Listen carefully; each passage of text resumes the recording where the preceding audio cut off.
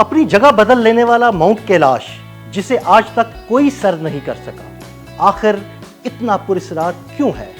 इसके करीब जाने पर खौफनाक आवाजें क्यों आती हैं और इसकी चोटी पर किसका बसेरा है? आइए दिलचस्प हकाइक से पर्दा उठाते हैं।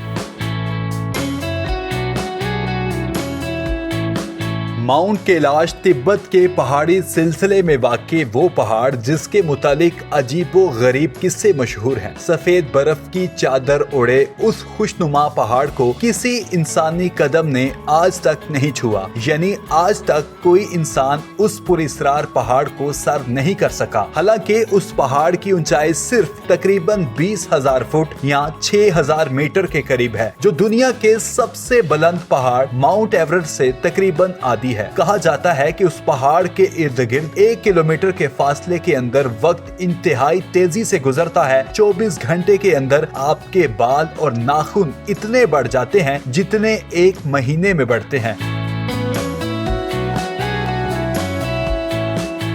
उस पहाड़ के दामन में 2 झीलें हैं जिनको एक बारीक पट्टी जुदा करती है, लेकिन हैरत अंगेज तौर पर एक झील का पानी साफ शफाफ और बिल्कुल पुरसुकून है, जबकि दूसरी झील का पानी हर वक्त शोर मचाता है। जो भी कोहपेमा उस पहाड़ को सर करने की नीयत से उसकी तरफ चलना शुरू करता है तो उसे ऐसा लगता है जैसे पहाड़ अपनी जगह से हिल गया है। कहानियां मशहूर हैं कि वो इंसान रास्ता भटक जाता है और कहीं और जा निकलता है। बाद साइंसदानों का ख्याल है कि ये पहाड़ नहीं बल्कि एक पिरामिड यानी एहराम है। मकामी लोगों के मुताबिक उस पहाड़ के करीब जाने पर कभी बहुत सुरीली और कभी बहुत डरावनी आवाजें सुनाई देती हैं। कुछ लोगों ने उस पहाड़ से नीली रोशनी निकलते देखने का दावा भी किया है, लेकिन आज तक कोई भी माउंट कैलाश के राजों को नहीं पा सका। दरअसल उस पहाड़ को हिंदू और बुद्ध मजहब में बहुत अहमियत हासिल है। हिंदुओं का मानना है कि लॉर्ड शिवा उस पहाड़ की चोटी पर बैठे इबादत कर रहे हैं। दूसरी जानिब बुद्ध मत में ये माना जाता है कि ये पहाड़ खुशी के बुद्धा का घर है, इसलिए हर साल बड़ी तादाद में लोग उस पहाड़ तक का सफर करते हैं और अक्सर नंगे पांव उसका चक्कर भी लगाते हैं। ये रिवायत हजारों साल से कायम है। उसका एक चक्कर तकरीबन 52 किलोमीटर पर तवील है। माजी में इसे चंद एक कोहपेमाओं ने सर करने की कोशिश की, लेकिन चढ़ाई शदीद और फिसलन ज्यादा होने की वजह से कामयाब न हो सके।